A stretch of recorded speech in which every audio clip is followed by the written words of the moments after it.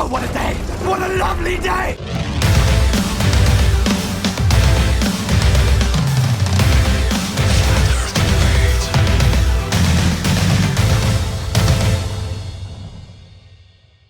Welcome to Flat Earth Debate.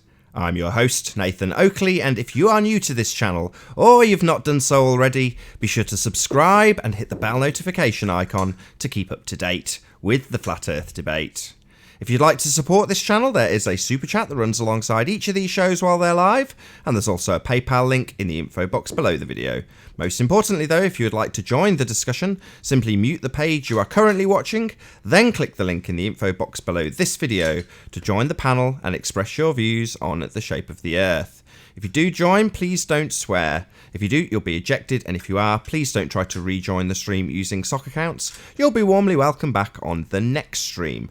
Please also share the show. Sharing the show obviously increases the live audience, but this in turn increases the chances of a more diverse panel. So please share the show. And one last time, if you're new to the channel or you've not done so already, be sure to subscribe and hit the bell notification icon to keep up to date with the Flat Earth Debate.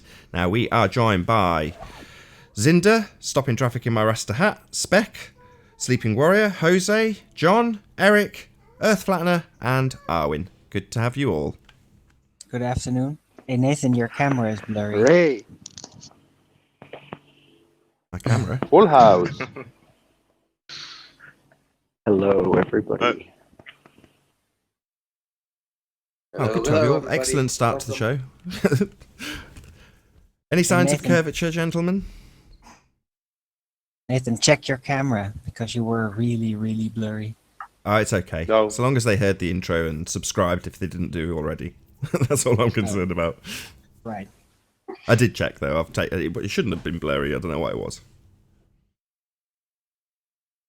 So no signs of curvature. Nothing new. Nope. But on the subject of curvature, you are off curve hunting though, aren't you, Zinda? Yeah, I'm going to fly in 3 days to Thailand, and I will look for the curve. Maybe I will see it. Maybe not.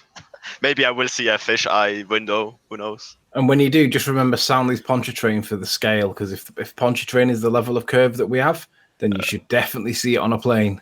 All right, I will look for it. Take pictures. Yeah, That's I'm going to fly with. I won't have a good camera because I won't take this on the plane. I think maybe my roommate has one. Maybe he can take good pictures, and I would have to be on the side of the window. I won't have to have a window seat to take good pictures. Let's see. You can see the picture in my icon. I've got a pretty good picture, and we're at cruising altitude, looking north toward Las Vegas from over Phoenix. Yeah, looks flat to me. Boom. Except at the bottom at the window. Always looks warped. If you look just at the right angle, then you might find your curve. Maybe I will. Maybe I will do the same as you claim Soundly do, like with the like taking specific shots that really prove my point, and ignoring everything else. Is that your confession in plain sight? Maybe. No, it's Maybe a I'm sense of delusional, humour. dude. Maybe. No, Maybe it's- this is my way of thinking. I didn't find it out yet. Who knows? I laughed. I was on mute. Actually, I laughed as well. Well said. Yeah. So, any signs of axial rotation of the Earth-based variety? No. No. No. No. Nope. Scientific evidence. Hold Oh, on. here we go. I got a beg in the question fallacy. The rotation of the stars, and then they throw the strawman argument in the begging the question fallacy. They say, but it doesn't work in your flat Earth model. So like, what flat Earth model are you talking about? Yeah, what is this flat Earth model we hear so much about that we're all supposed to represent and believe in? Yeah, indeed. I mean, the only flat Earth map I've seen is the map of Monday, and it's not exactly accurate. Let's put it that way. Well, apparently they Oh. like to be fortune tellers because their quote unquote model works and predicts everything perfectly. Shut up to Dick got- Earth. That simply got- isn't true, we though, got two Aaron. things basically, and that is the geometrical aspect of it and some of the layout, roughly. A That- map is a map. A model is a reification fallacy. A map is not a model. Okay? Indeed. We just don't have a fully accurate world map. We have Right. thousands of them. But we do have pretty detailed land masses, as it were. Let me just comment on that reification fallacy. Yesterday's show, Rumpus, he laughed at me because he said, Riley's just found out about this reification fallacy. And yeah, I make no secret about the fact that I did not know about this before. But the question that you've got to ask yourself is, why have I not come across this before?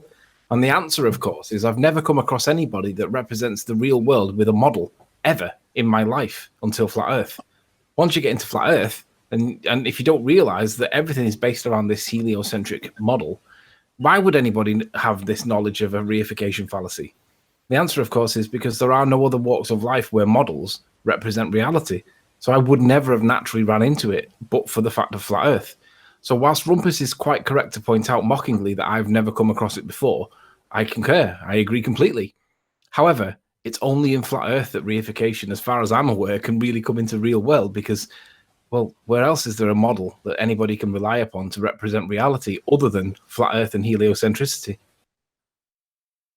In this globe Earth model, the sun is their god and everything revolves around it. I Hail like the sun Helios. as god. Hail Helios. Yeah, he is my god. Or it Helios. is my god. I mean, it's so beautiful. It's so shiny. Shiny, shiny. Yeah. I'm telling you, for real, yeah. How can we please that big light in the sky? Talking of lights in the Yeah, sky, is there any that's a evidence really of good the point. Like, distance? Just before I like get it, companies- any evidence of the distance to the sun? Gonna get it in. Nope. There's light, and it comes from a direction.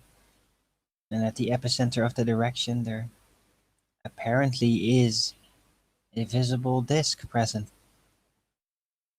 Apparently. It is very, very far away, very, very big. And everything revolves around it. I'm sorry, I just said it again. It's very small. I've seen it in front of a tree and clouds. Hey, Therefore- man, I can block it with my finger. Yeah, it's tiny. Oh, my Teeny, finger is tiny, tiny. bigger than the whole world. Holy shit! I can block it You out with my have little to finger. stick it into your eye. Wow, I never noticed it. That is pretty balmy, though, to think about it in that manner. When you phrased it like that, I think it's bigger than the whole world. Yeah. That little light up there, that's bigger than everything. Yeah, yeah.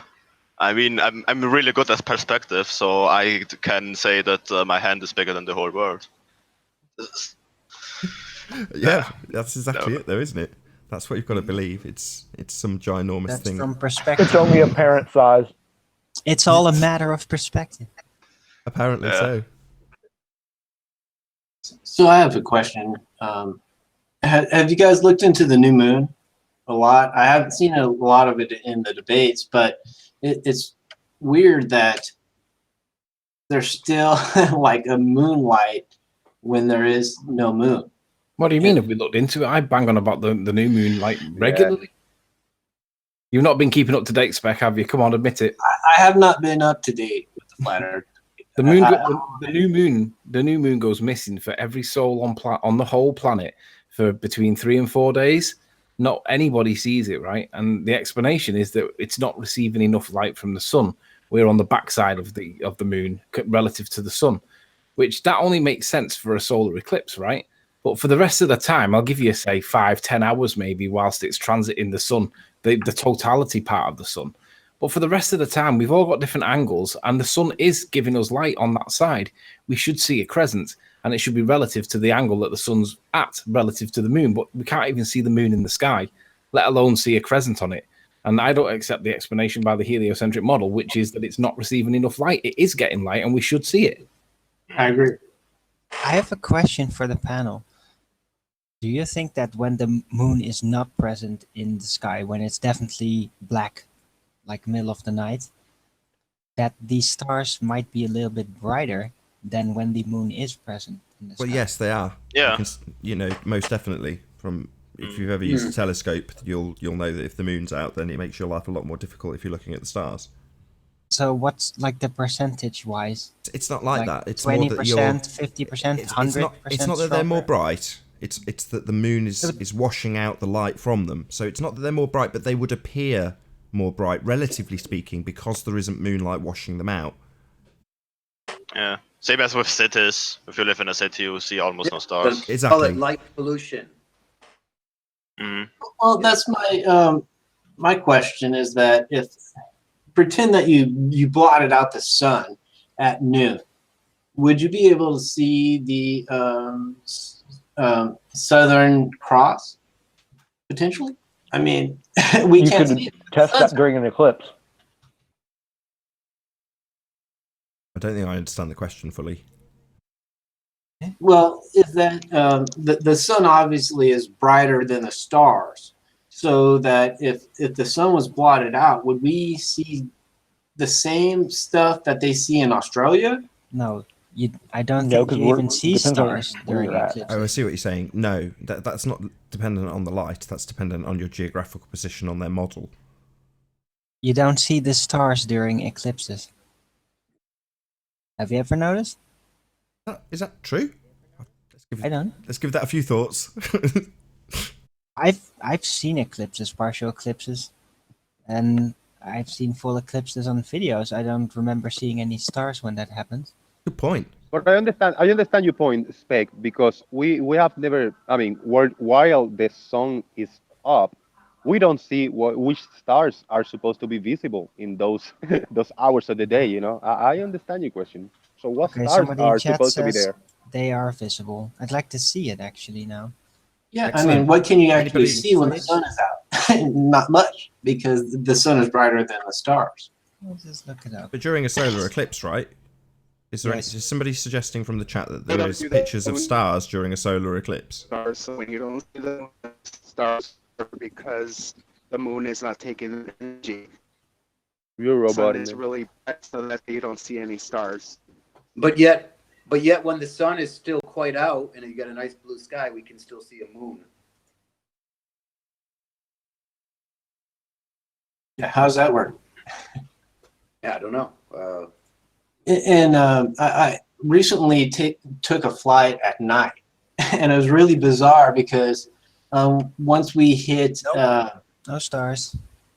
yeah, you couldn't see them at night, and then there was no moonlight on the actual. I was sitting on on the wing, right? So there's no moonlight on the wing. It was really weird. And then as we started to descend to land, the moonlight actually started hitting the wing. How's that possible? Strange. weird. I mean, I've heard from a friend that he often enough when he flies in an airplane, he can see the stars if he puts his head like down the window and look like really up at a certain angle. You can see the stars. If he looks out of the window normally, he can't see stars. I've never seen stars in an airplane too. When I was in an airplane too. Me neither. I've taken loads of flights and I've never seen stars, but certainly Patricia Steer gave me an account of seeing stars when she was on a flight once. And I've grilled her on it, and I've got no reason to disbelieve her, but it's certainly nothing I've ever experienced personally. Yeah, but I would say that that's true, but you definitely see far less. Like you'll see the North Star and maybe a couple others, but you don't see stars like you do when you're like up in the high mountain range or whatnot. No. Yeah, when we were at cruising altitude, like I said, I was looking out at the wing of the plane, and there was zero light. And then as we actually started descent to land, that's when the wings started to light up. Yeah, And it's almost as if the and I know there's a varying degree of level, but it's almost as if where the clouds exist, like once you get above that that range of where clouds exist, and I don't know what it is exactly, the range, but it's like things change. You get up into, like you said, cruising altitude, let's say what, 30 something plus thousand feet, and things just change as far as lighting. I think there's like maybe there is some kind of static electricity stream there, specifically there, like that can be utilized as a source. And I don't know. They You're could saying use like that. above where clouds can exist is what you're Right. saying. And it might be, if it is indeed there, if you can measure it there being some kind of energy, then maybe that would be the reason we see the stars. They may be the source, the fuel for it somehow. Oh, sorry, just got to say, clouds have got sod all to do with it. Clouds can exist at any altitude. Right. Well, yeah, I mean, you're saying like fog is cloud. Yeah, I mean, is it It really might though? also, hey, magnetism and all, and electricity, static electricity, water is definitely influenced by it. So if there's something there, that may also be the cause of the way the clouds work. But wait a minute. And we all understand this is a brainstorming idea, Yes, just of course. speculating because we're looking at freaking lights in the sky, you know. Dude, But I'm we trying to gotta replace entertain my everything. gravity, okay? I need some new project. Yeah, but seriously, I mean, why would there not be light on the wing of the plane until we started to descend? You know what I mean? There should be moonlight, there should be starlight, there should be something, but there was nothing. It was pitch black. How often have you seen it? Like, I mean, either you can say, all right, it's because you descended, or because you went in a certain area where less clouds were above you, right? So how often have you seen this? Because if you've seen this like 10 times, and every time you descend, you can see the light on the wings, then it's right. It's something is strange. Well, actually, wait a minute, Nathan. You said no. I just look. What's the maximum height for clouds is roughly 20,000 feet. So there is an upward limit. Oh, does it just hold on? Does it just change the terminology of what it is though when it descends below that? Okay. Well, I mean, yeah, I mean, you could argue that when we have rolling fog across, on the street level or rolling across the valley, I mean, I guess we call that clouds. I mean, I call it fog, but it's, what is a cloud? It's water. I mean, I don't call fog water. I don't say, oh, wow, it's really cloudy. It's foggy. Right, but I mean, I just remember when my folks used to live in the Welsh hills, you would see a weather system coming towards you, and it would hit you in the face. You know what I mean? So, at what point do you change the definition of what it is? I mean, these are just. I mean, I'm not being horrible, Eric. I just mean that what we see and what we experience is a particular thing. Forget its name. And it can be at any altitude. But if somebody somewhere, presumably a meteorologist, has said, well, no, below a certain altitude, it's no longer classed as cloud, well, that doesn't change what it is. You know what I mean? Right. No, I know. But there is an upward limit from what I just the first time I ever checked it. I'll be a bit more humble. I concede that specifically clouds can only exist above that altitude. There you go. All right. I don't know. I'm still kind of interested in studying the pattern, the statistic you could call it, of the pressure gradient and the heights. I'd like to study it. Excellent segue. Get a graph out of it. Excellent segue, Arwin. So, is there any evidence that we can have a gas pressure without a container? Definitely not. But there could be information deduced from this pressure gradient. I'd like to speak to this here in a few minutes. Like, just I say no. The graph. Let's get answers first. Go on, John. Yeah. There's a comeback to this.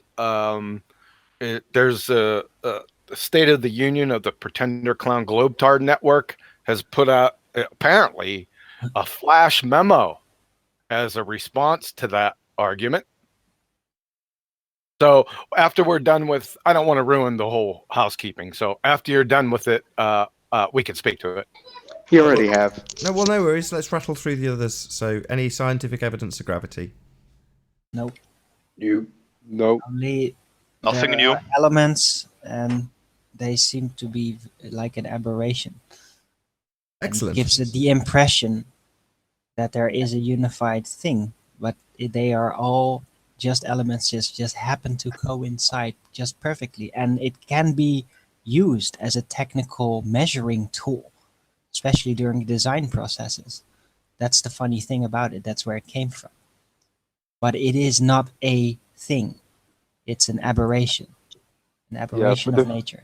the first word that came out of your mouth was no. The rest just confusion. So no.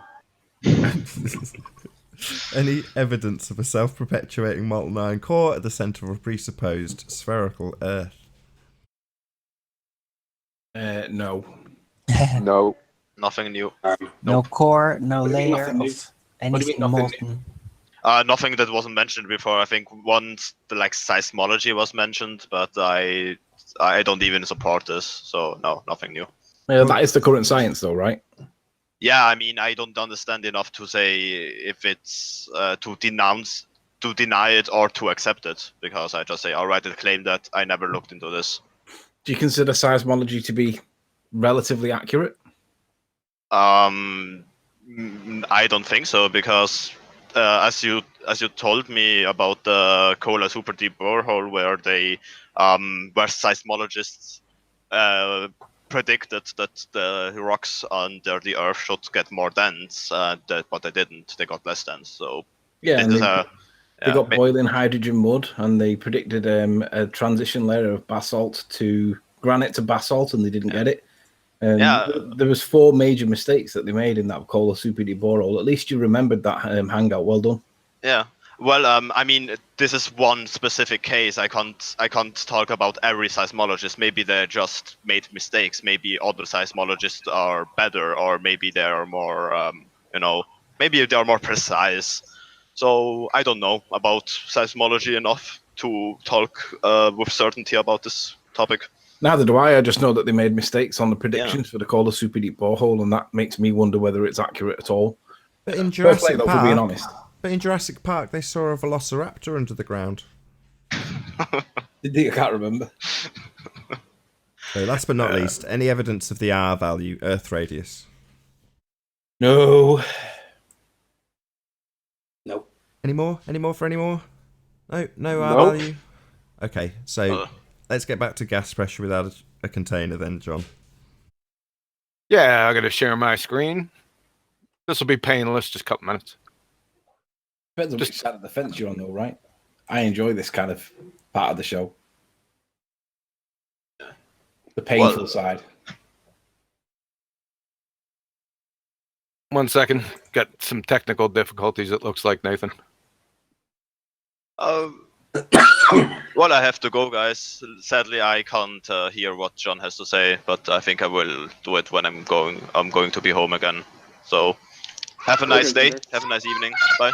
See you later, dude. Thank you for staying on the housekeeping. No problem. Thank you.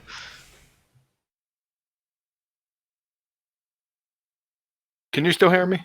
Yeah. Yeah, I'm still having some technical difficulties. Wait one. So in the meantime, there's a spot open in the panel. Yeah, somebody in the chat that has some globe proofs. We will love to hear them. Hey, Apollo. Let's give a shout out to Defund NASA in chat, who says that Wolfie sees curvature at 45,000 feet. Defund NASA? No, he doesn't. No, neither will Zinda. I was going to say that actually. Good reminder. So I don't really understand why anyone would be attempting to seek out curvature from a commercial airline. Hey, Peanuts. Hey, good afternoon. Well, it's obviously because Pontchartrain shows us how small the Earth is, Nathan. We should see that exaggerated when you get high enough to be able to see. You should see the curve. We should be the size of a golf ball. I mean, this is part of my waking up story, so I might as well just repeat it. If you've heard it before, just go and get a cup of tea. So most of my time when I was a rep was spent staring out the back window, the one that doesn't have any seats, the emergency exit window, because you can get a nice wide angle and look left and right without any seats in the way. And I'd be stood there with all the people making the stuff in the galley, whatever you call it, the kitchen, and just looking at what was below me, while everyone else on the plane was staring at the backs of their seats watching a movie that hadn't even been released in America yet. So super up-to-date movies to keep everyone's attention on the flight. Now, I wasn't interested in that. I was interested in what was out the window. And I knew that you could not see curve from a commercial airliner. So what would go through my mind was, wow, I really wish I could get higher so I could see the curve of the Earth. Obviously, I was a globehead at the time. Now, that was my fantasy. Now, that seems weird when I think back on it, on account of the fact that I was actually saying to myself, look how flat it was. But in my mind, the programming was such that I knew from whatever research that I could not see the curve at that height. I'd need to get up to 80,000 feet in order to see a tiny amount of curve. That was what the rhetoric said, and I knew it when I was looking out that window. And what I saw below was a flat plane. So this, you should get higher and see what Soundly produces, getting worse and worse and worse. Yeah, you should. Absolutely. We should see curve from the ground in a tiny amount, given the size of sphere they say we're on. And with every foot that you get higher, you should see a more pronounced curve. But they simultaneously doublespeak you and tell you that you will not see curve from 35, 40, whatever, 1,000 feet cruising altitude on a commercial airliner. It is not possible. There are many clips I can get you from Neil deGrasse Tyson explaining with a little beach ball or whatever little scale model of the Earth, saying if you were the ISS, you'd be an inch above this beach ball. And if you're in a commercial airliner, you're a millimetre above it. You'll never see curvature. You know, I'm sure it was Andrzej was most recently, if it's not you, I'm sorry to credit you, it'd be someone else, but my bad, released an old video of Neil deGrasse Tyson talking about Felix Baumgartner and his jump and saying that it was riddled with fisheye lenses and explaining that at the altitude that Felix was at, you shouldn't see curve. Now that's Neil deGrasse Tyson telling the masses, televised, that he shouldn't have seen curve either. It's just fisheye. Well, yeah. You definitely don't see it from a commercial airliner. I know from personal experience, all you'll ever see is a massive flat plane below you. Because that's what we live on. Despite the fact that you definitely should, regardless of the rhetoric, which is that you shouldn't, you should see a curve. You should definitely rise up and see it curving. You won't, because we live on a flat Earth. Anyway, that's my rant over. Especially if you use an infrared camera. Nathan, we've got Roger MC in chat saying that that's an anecdotal fallacy. He believes that actually you can see the curvature from a plane. Well, then show us. Yeah. No Come on, Roger MC. Show us. Shite. I've been on plenty of... Nathan, go ahead, John. I'm going to... Nathan. Go ahead. Yeah, listen, I'm having some serious problems here, technically speaking. I'm going to get out of the hangout. I'm going to come back in on Skype. Okay, well, I'll call you because otherwise I have problems. So hey, give me 5 minutes. No problem. Okay, out. That'll be an imminent restart. And then we got Vinnie Mac here. According to Nathan, I guess Nathan's the priest here. What lights the moon? How the hell should I know? Lights the moon. Well, the moon is not lit. Since you're claiming we don't live on a ball, they expect that you know everything about what you say. Right. I mean, how do we know it's lit as opposed to a light? I mean, because if it was emitting light, there wouldn't be shadows on the moon. There wouldn't be what? What? The moonlight gives off shadow. Sorry. And it doesn't have shadows. No, he means there wouldn't be shadows on the surface of the moon from our perspective. If it was emitting its own light, it would there wouldn't be shadows. Well, how do we even know the shadows on the moon? You mean the stuff like the moon landing? The positional argument. You're assuming that. Hold on. What's wrong with this point? Why aren't you just conceding this? Apollo's right. What's wrong with that? I don't get it. Why are you arguing against him? Well, there's a tangibility argument that it might not be a real tangible object. But it's got shadows on it. So what's your comeback to that? Apollo's right. Why are you assuming those are shadows? You mean, wait. Are we talking about shadows from the moon? Hold on. Just let Apollo answer. The craters. Hold on. Let Apollo answer. It's his claim.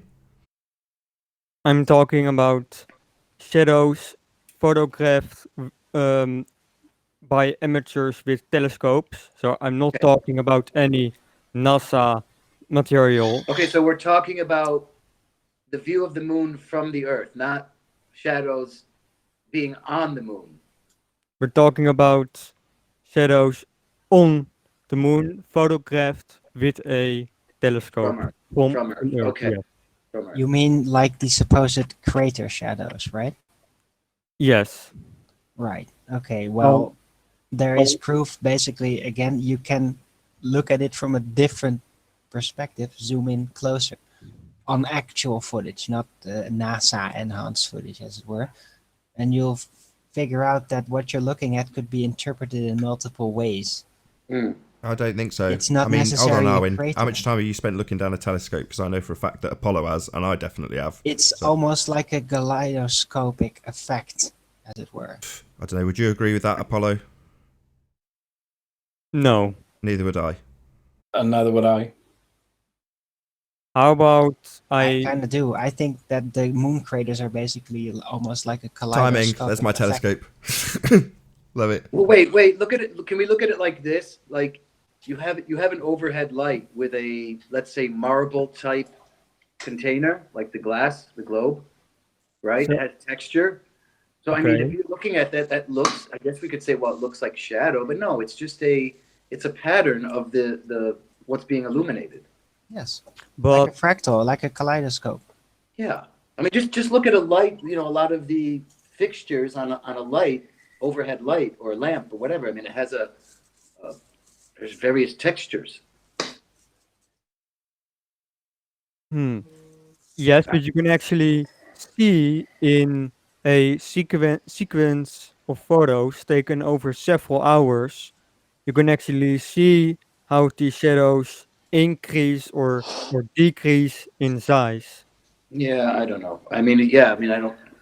Those don't look like shadows. Those are just slightly less bright surface. Oh no, they are completely black. They aren't slightly Black? less bright. They Sorry, are but look around it. That's black. Those spots there, those are not black. Apollo, that's going to be a hard sell, man.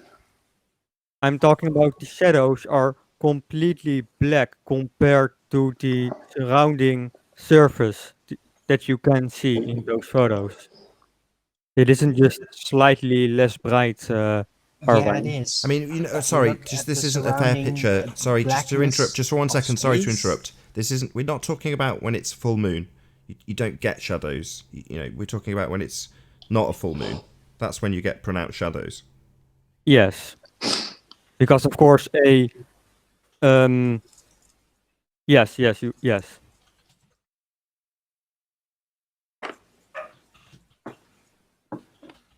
I'd love to compare a full moon picture, as it were, with actual craters, as in other phases. Just I can overlay actually that and kind of switch out. See what are you looking at? Really? Yeah, I can get one of those photos I saw it today. So one photographer took one photo of a crater at full moon and one photo of the crater in a different phase. Right. And yes, so you saw the difference. One photo had no shadows at all, the full moon photo, and one photo had the shadows, and part of the crater was black, a tiny part of it.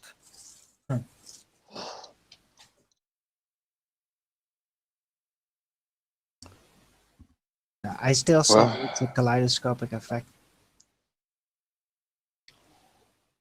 I mean, really, just if somebody's making a claim about the moon, just it's okay. What's the moon? Somebody in the chat says it's a rock in the sky and illuminated lit by the sun. That's Oh yeah, what's it made of? Moon rocks. Yeah, I guess. Dust. There are some It's people made out here of on Earth that petrified got wood. damn rocks. Anyway, well, Real moon rocks. if Nathan has a second, I'd like to ask him a question about a claim he made yesterday. Go ahead. So, obviously, you know that I believe I live on a flat plane, and yesterday Rumpus was on, and y'all had a 20-minute back and forth on how a model could not be considered a hypothesis. And you just kept saying, it can't be, it can't be. You never elaborated on it. I did. So I was trying to put myself thinking like Rumpus. So in mainstream science, they basically collaborate the word theory hypothesis and model. They basically collaborate them together. So I would like Nathan to explain why it is not right to say model as a hypothesis. Certainly, the word science has been hijacked by pretender clown muppets who do not perform the scientific method. Science would be an application of that method. If you apply that method, you have an singular, one, independent variable. That is your presumed cause of the effect. Now, the fact that you have one means you're not going to be assembling lots of different things as part of a model with multiple effects taking place. You are simply establishing the sole cause of the effect.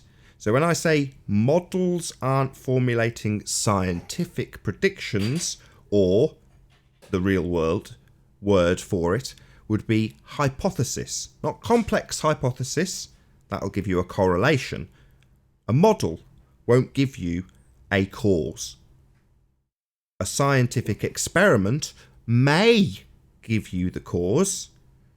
It may not. You might get a zero difference result. That's why you do experiments, to see if your presumed individual, one, singular, alone, independent variable is or is not the cause of the effect.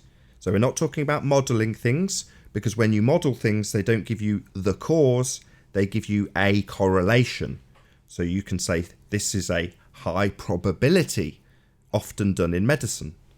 Well, saying this is a high probability that will help is not saying we know what the phenomena is, your illness, and we know what causes it. They don't do that. They say we have a probability. Well, that's not a cause. And what Rumpus is trying to do is muddy the waters between the two. And he will say, complex hypothesis is hypothesis. Well, no. If it was the case that multiple different independent variables, which is a contradiction in terms, could be used, then you wouldn't have the word complex before it. That would just be a hypothesis. It's not, because a hypothesis it's very clear what a hypothesis is. It's a scientific prediction. And in that prediction, that scientific prediction, you will have one independent variable. Not two, not three, not five, not multiples, one. And you will test that single sole independent variable as your presumed cause in an experiment.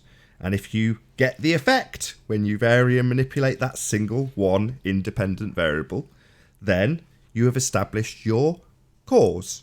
Rumpus doesn't have that. That's his problem. He doesn't have science. He doesn't want to admit to it. As I said at the start of this little rant, there are plenty of pretender clown muppets who want to label their engineering, their technology, their computer science as exactly that.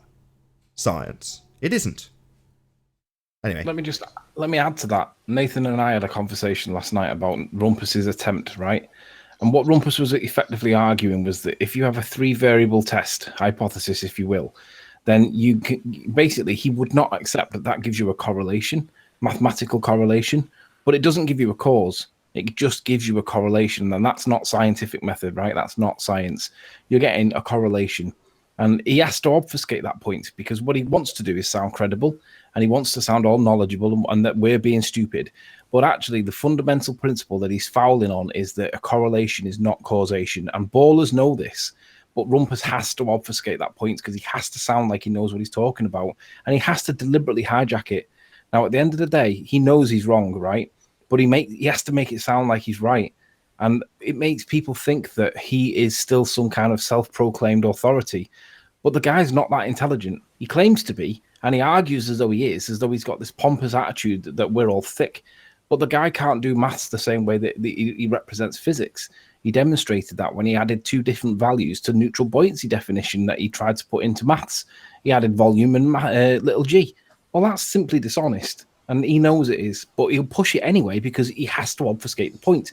He has to get little g in there. He has to sound credible at all costs. And that's why he does what he does. It's an intentional ploy. Can I just welcome John back? Hey, John, how you doing? Good. Can I just add something to that? Go ahead. He said in his beginning statement, who was talking? I don't know who asked the question now. I think it was Peanuts. Was it you, Peanuts asked the question and I answered it. Yes, he said, well, mainstream science, number one, what the hell is that? Number two, they use model, hypothesis, and theory together. You can't have one definition for 3 different words, right? So why don't you go ahead and define each of those for us, please? Let's see if so they're the same. you kind of cut out. So when I say mainstream science, so when I look up something and whatever the top 3 science websites say, I'm basically concluding that is what they are collaborating together as a model, hypothesis, and a theory. They're basically saying they all mean the same. Well, that's 3 different words, right? And one definition. Does that make sense to you? It does not make sense. There you go. There's your problem right there. Hold on, John. It's not Peanuts' problem. He's trying to explain how the ballers convolute what is real science with what they claim is science. Right, I understand that. I'm not trying to jack them up or something. I'm just trying to work out the terms here. Sure. Because that's where the confusion lies. So, like I said, you can't have one definition for 3 terms. That's preposterous.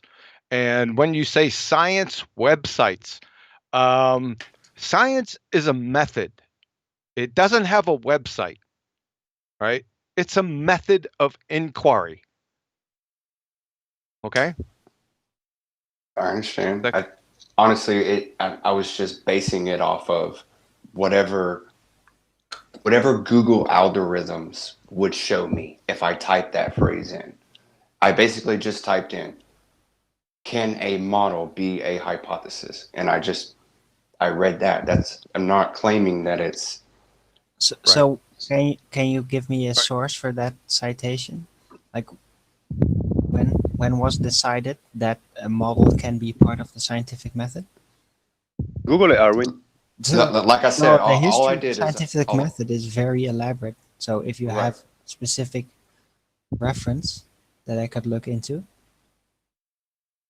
Like I said, all I did is type in, how can a model be a hypothesis in the Google tab? In the first 3 websites. Story somewhere on a website, that's nothing. That's just a story. I'm not making any claims. I'm asking questions. Hold on a second. A model is a reification fallacy. So reification fallacies cannot enter the scientific method. So there you go right there.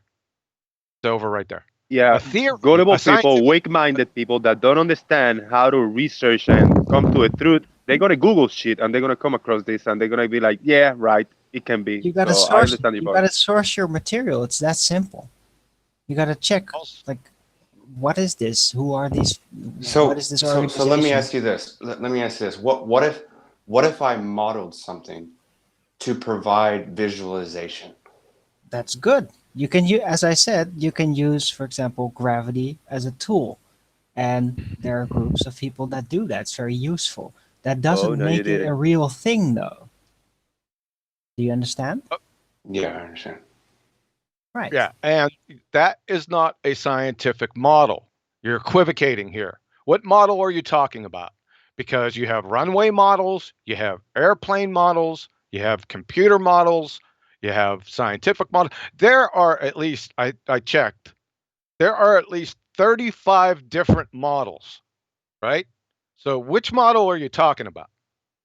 Hey, Daniel. Philosophical models. Right? Do you see where this lies? Also, you said a model, hypothesis, and a scientific theory, right? A scientific theory is not a part of the scientific method, right? It's the result of completing the scientific method. So people just, I don't know, they're just making stuff up. Is this where we're at now? Let's make stuff up. Yeah, well, that's what you get online. I mean, maybe that's something that needs discussing, because people think that if you just find a reference, so they often hear us say, well, what's your citation for that? And they'll come back with some garbage. Maybe people don't know how to assess what they're actually reading. That's very true. Yes. Yeah. And really, it's just, I was listening to the show yesterday, and for 20 minutes, Rumpus was trying to maybe explain how a model could be a hypothesis. Nathan just kept saying no. He never went in and elaborate. No, we did tell him. And that's the reason why And the delay was, that wasn't the delay. The delay was we were asking him for his independent variable, which he said, there are no independent variables in scientific hypotheses. That's on the level of, like I said, a butcher saying there are no ribeyes in a cow, right? So, and moreover, Rumpus is a self-purported physics degree holder. I mean, we're not talking your average run-of-the-mill baller, the knuckle draggers. I mean, Rumpus is somebody that has self-purportedly a degree in physics, and he doesn't even know what a scientific hypothesis is. That should be a screaming testimony for you, right, on where we're at. Yeah, exactly. All right, so I think we've killed that. Thanks for explaining it. Well, So, just to summarise, there's two reasons. One, a model is a reification fallacy. Two, you can't have more than one independent variable. And in order for him to substitute a model into what he claims is a scientific hypothesis, he needs three. So he has to obfuscate the point. So when I'm saying no, we just want an independent variable for 25 minutes, it's clear that what's come through to the audience is we've obfuscated his point about a model being able or capable of being a hypothesis. Now, it can't. If you're talking about science, a hypothesis is a very specific thing. It establishes your IV and DV relationship. That's all it does. Establishes your independent and dependent variables. What's the effect? What's the observed phenomena? Your dependent variable. What is your presumed cause? Your independent variable. Not 3, not 7, not 5, not a model. Just one independent variable. The thing you'll manipulate to cause the effect. That's science. Anything outside of that, if it's claiming to be science, like Rumpus, it's pseudoscience. So what he is a practitioner in pseudoscience, not science. He claims it's science, but it isn't.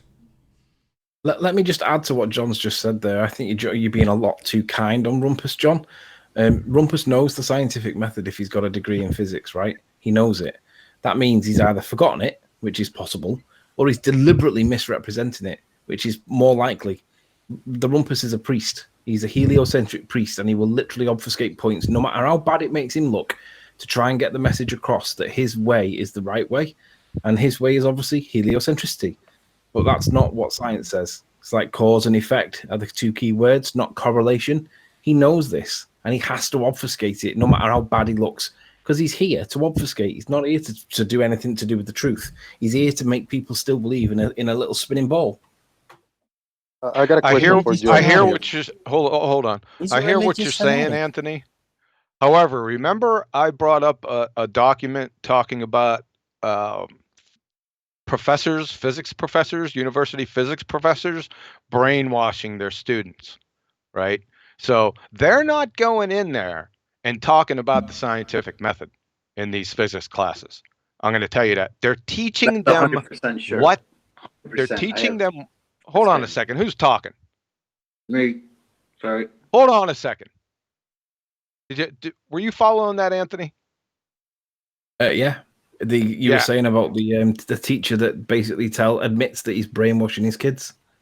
Yes, and they're not going over the scientific method at a freshman university physics class. That ain't happening. Yep. You're supposed to learn that back in grade school.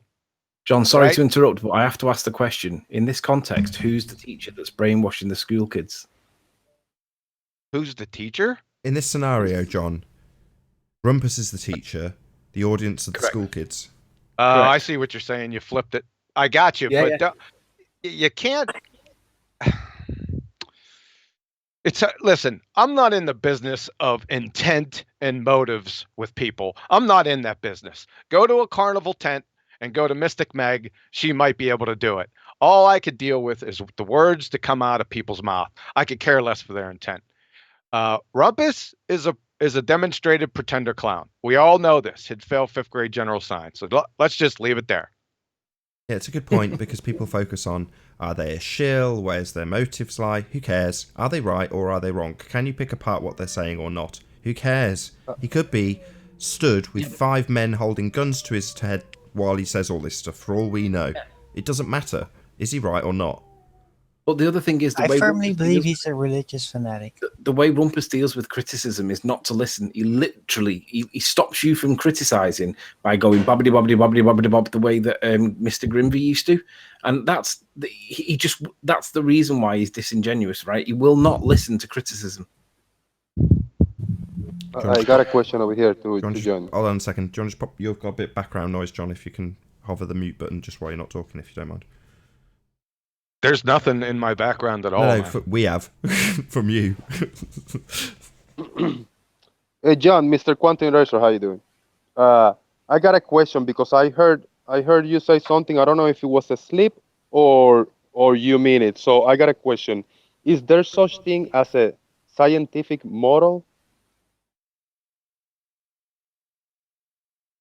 I didn't hear you. Go ahead. Say that one more time. Is there such thing as a scientific model? Yes, it's defined. Okay, that was it, because I heard you when you were addressing the other guy, you were saying, but you gotta tell me what model, because there are runaway models, there are airplane models, and there's scientific model, and then you continue. I said, like, did I hear scientific model? All right. Thank you. Yeah, that was it. I said, yeah, he didn't sleep because they're gonna get you, you know. Okay, this is a scientific model, and I got this from Indiana University. The important point that Becker introduced is that the explanation of a natural phenomenon must be testable by experimentation. In other words, once a model is proposed as an explanation of a phenomenon, it can only be considered a scientific model if it can be objectively tested by experimentation. Period. So, exactly, understand now. Natural phenomena observed, please. We start to go right down the list. You see how that goes? Indeed, I agree. Yeah. Same goes for a theory. Is that better? Same goes for a theory. So the theory at the end of a scientific process is the result of cause and effect reasoning established through hypothesis and systematically experimented upon. That is what gives you the result that you will then use in your scientific theory. So if you're using the word theory in the context of science, it is the after part of the scientific method. It comes afterwards. It doesn't come part of the hypothesis. It becomes part of your results. I understand a lot better now. Yeah, thank you. Yeah, so yesterday, whenever Rumpus tried to add a third variable, what you're saying is that is not staying within the lines of the scientific data method, and your data could be incorrect. Is that what you're saying? No, that is a complex hypothesis. Complex hypotheses are part of epidemiological studies. They are not looking or searching for causes. They are looking for correlations. The scientific method is strictly established to elucidate cause and effect relationships, not correlations. Follow? Yeah, that makes sense. And just do you recognise the problem with establishing a correlation, even if it's a very high probability? I'll take the silence. What do you mean? As a no. What do you mean? Well, the problem with establishing something as being highly probable, it doesn't mean it will always be the case. With a scientifically established cause, it is the cause of that effect. That's why science is so powerful. That's why dozens and dozens of institutions play to the science aspect because you're trained at a young age that it proves things. Now, when we use those terms, we'll have someone like Rumpus saying, I can't prove I'm not a brain in a jar. In other words, he will descend it into farce because you do prove things. In science, you have a presumed cause and you scientifically validate it, prove it as your cause through systematic experimentation. Now, if you've only got a high likelihood of something, that high likelihood sometimes doesn't pan out. Sometimes the thing that you say is highly likely doesn't happen. So you can't say this is the cause if it's only a high probability, because who knows, one time in 100 it might not happen. Well, if you're dependent on it happening, which often is the case when you have a scientific discovery, it's imperative that you know. Not that you have a good idea, not that you've got a good correlation, not that you've got a high probability. These are mathematical terms. And in the case of the real world, we want to know what causes things. Not what three things might come together to cause them in a high probable state. Sod that for a game of soldiers. We want to know the cause. And that's what science is for. Right. And another thing, this mathematical hypothesis, you will never, ever see an equation as a hypothesis, okay? It doesn't have anything to do with the scientific method, nothing. So when somebody says something like that, all you have to do is listen up. You say, do you know what germ theory is, right? Because germ theory was established through the scientific method. It is a scientific theory. And when they say yes, then your retort is, give me the equation of germ theory. It is absolutely the most preposterous question I think I ever heard. Just ask them to give you the equation of germ theory. Since, well, they've already said that science is mathematics and mathematics is science, well, a scientific theory, an actual one, is germ theory. So that you must conclude that there must be an equation of germ theory. Yeah, so show that. If maths be the language of science, describe germ theory in that language. See how far you get. But Betty used this on GeoStreber, and GeoStreber's response was to go to the chat, and he asked a guy called Microblogganism, I think his name was. Can you remember his reply, John? He said something along the lines of, you can give me the mathematics for germ theory, can't you, Microblogganism? And I think his reply, I don't know if you can remember it, if not, I'll try and rattle it off, paraphrasing it, John. That isn't a scientific theory. Something like that. I can't exactly remember. He basically pointed out in no uncertain terms that, no, you can't give a mathematical equation for germ theory. It's preposterous, man. So all this is just second grade linguistic acrobatics from pretender clowns that don't know what the terms mean. But that's why whenever we were filling out the blanks yesterday on the show, or whenever John was, Rumpus kept wanting to put the math equation instead of the words.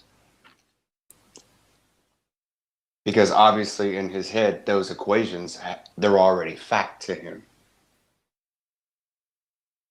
Well, then remember when I tried to put it an into context equation. of reasoning? Rumpus actually claimed that inductive reasoning was scientific model. Inductive. So, yeah, that's why he gets his mathematical equations in there, in his mind. I think his mistake was using equal to instead of proportional to. So, sorry. Hello. Just joined. Cheers. Hey, good afternoon. Hello, is that Daniel? Yes, hi. Good to have you. Thank you. Yeah, he said equal to, and then proceeded to say that there was a gravitational constant within the other side of the equation. But before that experiment, before coming up with that equation, you have to say proportional to. And that is a valid hypothesis. Which is... Yeah, hold on one second. You're right. I looked over that, his hypothesis. I didn't tear every part of it down because I was chasing after the independent variable so I could make him look like an idiot. But in his hypothesis was the gravitational constant, right? But wasn't what we were looking for was proof of gravity? So how can you have or assume the gravitational constant, which would come out at the end of the experiment, right? Already in the hypothesis to prove it. So Yeah, it's a begging the question fallacy on steroids. There was a lot of other things wrong with it. I just didn't want to, go step by step and tearing everything down. I had a sole mission to show the independent variable and the dependent variable in the non sequitur tautology section, right? Because it was absolutely preposterous. I mean, mass is the cause of mass attracting mass. I mean, I don't know. You tell me, Well, brother. that's a misinterpretation of what he was saying. I was actually watching the live stream yesterday. The independent variable what's a misinterpretation? is mass, but that's not the cause. That's a variable. That's an effect of. That's Sorry. something that changes the force of gravity. Just so we get That's it not clear, the cause Daniel, of gravity. do you know what an independent variable is? Yeah, an independent variable is something that you would change in an experiment to. That's excellent. What else? What else makes an independent variable an independent variable? What else? I don't know. You tell me. It's your presumed cause. Oh yes. Well, So sure. you've just said But mass, the you thing have- he gave us his independent variable, isn't the cause? Are you dumb or just wrong? Okay, you can have. Sorry, answer my question. You've just my mistake. stated that mass is not the cause. Are you dumb or wrong? Mass is not the cause. Of Sorry, the force. we've just established that the independent variable is the presumed cause. It is. Okay. So I'll ask again, are you dumb or wrong? I misunderstood one of your Yeah, questions. so dumb and wrong. This is. Oof, I feel like I'm being attacked here. This is. Yes, that's because you're dumb and wrong. The independent variable, Sunshine, is your presumed cause. If you are to assert that mass is not your presumed cause, you are either stupid or wrong. No, he's Nathan. He's trying to fit plain English into his mathematical language. Clearly, that's what he's trying to correlate. Oh, that's lovely. Unfortunately, this isn't a maths lesson. So we're not doing maths here. We're establishing what happens in the natural world. We're dealing with our world, not maths. Okay, so I understand you're saying that mass then would be the cause, but that's never claimed in the theory of gravity. There is no theory of gravity. Sorry, did you not listen Well, earlier? it's a Sorry, theory did you of not gravity. listen earlier? You said you listened to the show. We just explained what a theory is. It is the result of experimentation, hypothesis-driven experimentation, scientific prediction-based experimentation. That would give you a theory. So when you say the theory of gravity and we point out that you don't have an independent variable in the claimed experiment that proves gravity, then you definitely don't have a theory. Okay? A theory is used. Why are you now going to tell me about the theory that we have when I've just pointed out you don't even have a valid experiment? You don't have a valid hypothesis. You don't have science. What the hell makes you think you have a theory? Because it can be used to explain some of the observations. Oh, really? That's all the not a observations theory. that we see That's in the- not a theory. Again, are you wrong or stupid? That's We not just talked about a this. theory. A theory can be used to predict. Sorry, stop saying what the theory is. It's a model. That's not a You're theory. using a model, not Everyone a shut theory. up. I want this kid to acknowledge this. That's not a theory. Don't state again what the theory does. It's not a theory. Okay? Acknowledge what I've just said. Don't now say what the theory does, because that's what I'm telling you. It isn't. What, gravity? You're saying gravity is not a theory. Gravity is an aberration. There's no proof for it. You can't prove it. You can't vary it. I tried. Trust me. You can't. Well, okay. There is no other valid explanation as to why things fall towards the Earth. He's pretty high, his head's Almost in the clouds. And... I'm happy to have a Right. discussion with you. That's No, Sorry, but did you just say the there's thing I no, think is, it no would valid just be better explanation? if there you would are just these concede. phenomena. There are a lot of these phenomena that So did would you say there's no point at valid some explanation kind for of why downward things? force Hey, existing, but Arwen, there's no proof shut for your it. pie hole for a second. So did you say Go there's ahead, no Nathan. valid explanation for why things fall to the ground? Is that what you just asserted? yes. So as far as you're concerned, there's gravity or nothing. Yes, because nothing else has been explained validly. So you said you watched the show. Yes. So an apple on water is going to fall towards the ground beneath it? It's fallen towards the water. Sorry, listen again to my question. Don't rearrange my question so it suits your narrative. You have an apple. It's floating on the water, and beneath it is the ground. Does that beneath apple... the waters? Yes. I hadn't quite finished. Have some patience. I'm taking it slowly because it's the second time I've said it. Okay. So, try to listen. Does that apple fall to the ground? No, because there is opposing force. So why would you need to explain why apples fall to the ground when this apple isn't falling to the ground? Why isn't this apple falling to the ground like your fantasy world where everything goes down regardless of, guess what, the medium that it's in? Well, it doesn't fall through water because... Yes, that's my point, isn't it, Dumbo? That's my point. Don't assert my point back to me. That's my point. You said things fall to the ground. The apple falls to the ground and we have no explanation. I've got a situation now where there's an apple on water, different medium to the air, the one that you assert that we have no explanation for why it falls through that less dense medium, and it's not falling to the ground. You've just reasserted that back to me like it's your point. It isn't. It's mine. So, why isn't that apple falling to the ground, as you assert all apples do?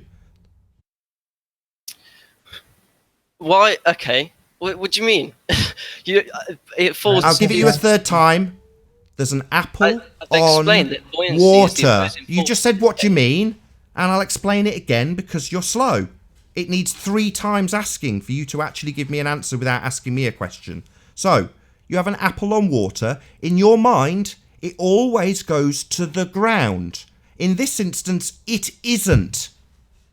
Why not? In gravity, with the theory of gravity, things fall. Gravity's not a theory. 9.81 meters per second. Yeah, there it is doesn't listen. An opposing force. It doesn't in listen. This case, Gravity's that not a is theory. buoyancy, Are you which deaf? is an equal and opposite Are you force deaf? to gravity. You're deaf. And so We're correcting you. Don't keep talking. You've said it again. Gravity's not a theory. Oh God. Why are you going? It is. Oh, my ignorance! I was only explained this minutes earlier, and yet I've done it again because I'm a dumbass. Yes, please do not assert for a 4th time that you have a gravity theory. You don't. So, my question is, why isn't the apple going towards the ground? Because of buoyancy. So there is another explanation? Surely not. There's only Buoyancy gravity is or an nothing. A opposing minute force ago to there was gravity or nothing. Why is it you can't have suddenly have buoyancy another without explanation? gravity. Why do you have suddenly a second explanation? I thought there was gravity or nothing. Well, buoyancy doesn't explain why things go down. It explains the opposite. Oh. Yeah, but you can't test Wow. that. So You can't test that. You just So, said. so does it have something? So would you say it has? You just said that it opposes gravity. It wouldn't exist without it. Well, you can't technically. For every test action, there is an equal and opposite reaction. So for what you've just described, there's an equal and opposite reaction going the opposite way. Okay, but no. The buoyancy is due to the pressure in the medium that's surrounding it on the Sorry, object. what's this pressure? I thought Gravity we only is had due to- gravity. Sorry, suddenly we have several things. A moment ago, it was gravity or nothing. Now we've got buoyancy and pressure. What's all this other stuff you're talking about? What? A minute ago, it was gravity or nothing. from one aberration to another. Every field. I don't believe what I'm saying is contradicting what I'm saying. No, but they're all aberrations. They're not proof. Because every time you can't really vary it. Okay. You can only compare it. You can only deduce it. Could you explain to me in the flat Earth then? It has nothing why to do does with the Earth. I'm asking your alternative explanation with the flat Earth. Why do things go down? Well, it's a part of how the relative densities are and how they Hold on a function. second. Hold on a second, Arwen. Right? Why are you explaining things to him? Listen, why do I have to explain? Why do you have to explain things? I mean, I've tried to explain my thing. Why can't you explain yours? One second, sir. Why are you asking me to explain something for which I never made a claim for?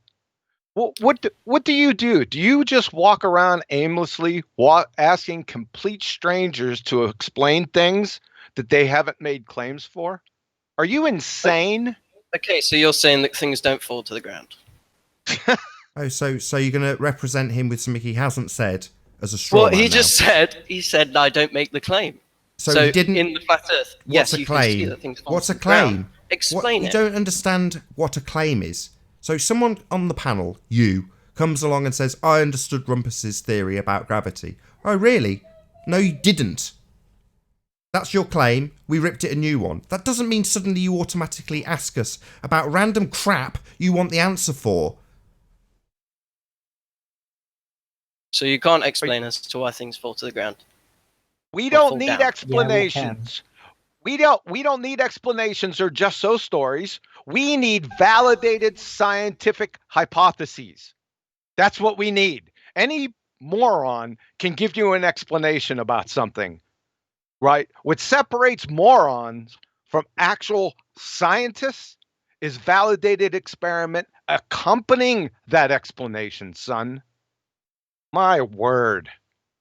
And with that, I'll say first and foremost, a huge, massive, enormous thank you to all of the debating panel for making this debate possible. And of course, a massive thank you to all of the live audience for tuning in and hopefully sharing this debate. If you hated the show, you know exactly what to do. But if you liked it, maybe consider sharing it with a friend or subscribing if you've not done so already. I've been Nathan Oakley, and I will see you all in the next video. Oh, what a day! What a lovely day!